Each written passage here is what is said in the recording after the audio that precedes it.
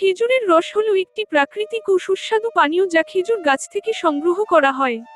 শীতের সময় বিশেষত এটি সংগ্রহ করা হয়, কারণ তখন রসের মান ও স্বাদ সবচেয়ে ভালো থাকে।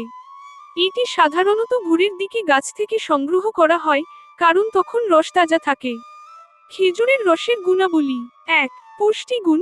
খেজুরের রসে প্রাকৃতিক চিনি, মিনারেলস ও ভিটামিন থাকে, যা শক্তি যোগায়। ২. গুড় ও পাটালি প্রস্তুতি। রস থেকে গুড়, পাটালি বা খেজুরের গুড় তৈরি করা হয়, যা শীতকালীন একটি বিশেষ উপাদান। ৩. স্বাস্থ্যগুণ। এটি হজমশক্তি বৃদ্ধি করে এবং প্রাকৃতিকভাবে দেহের তাপমাত্রা নিয়ন্ত্রণ করতে সাহায্য করে। ৪. জীবাণুমুক্ত। তাজা খেজুরের রস সাধারণত জীবাণুমুক্ত থাকে, তবে দীর্ঘক্ষণ সংরক্ষণ করলে এতে অ্যালকোহল তৈরি হতে পারে।